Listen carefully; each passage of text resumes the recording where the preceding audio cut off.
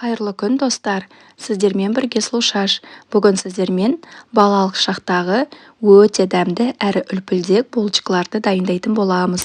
Видеоны міндетті түрде соңына дейін қарап, каналға тіркелуді, лайк басып, комментарий жазуды ұмытпаңыздар, және бұл видеомен достарыңызбен бөлісіп қойыңыз. Барлық керекті заттардың көлемін описаниеда қалдыратын боламын. Барлық заттар міндетті түрде бөлме температурасында болуы керек. Ең алдымен апары дайындайтын боламыз. Ол үшін жылы сүтімізге 1 қасық қантымызды және ашытқымызды, оның үстіне 3 қасық ұнымызды салып, барлығын жақсылап араластырып, бетін жауып, жылы жерге 20 минутқа қалдырамыз.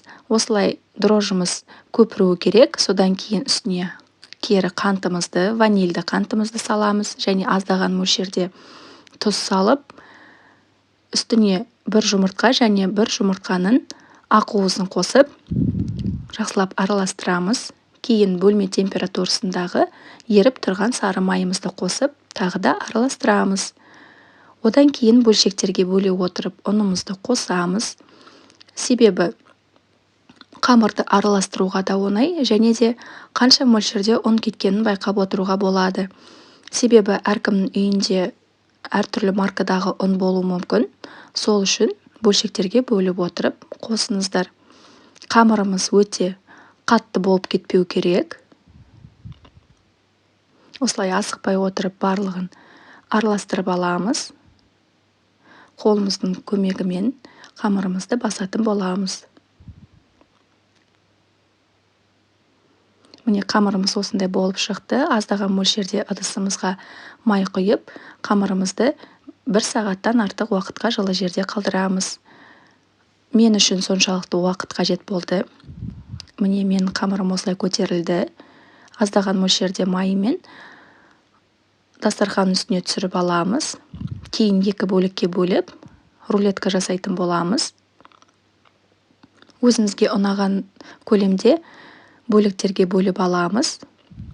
Және қолдың көмегімен осындай іс-қимылдар арқылы булочкаларды дөңгелек түрге келтіреміз. Алақанымызды осылай жайып, дастархан бетінде айналдыратын болсақ, булочкаларымыз дөп-дөңгелек болып шығады.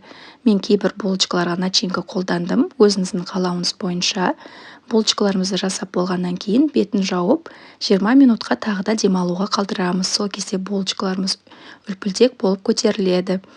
Көтерілген булочкаларымыздың үстіне 1 сары уызбен сүтімізді араластырып, барлығын бетіне жағып шығамыз.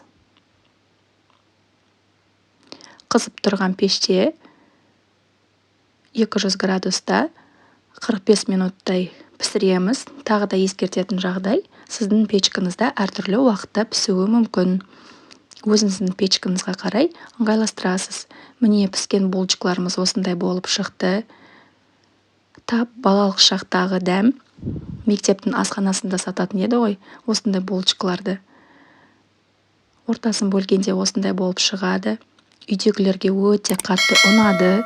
Сіздер де дайындап көріңіздер және комментарийда бөлісіңіз. Ас болсын!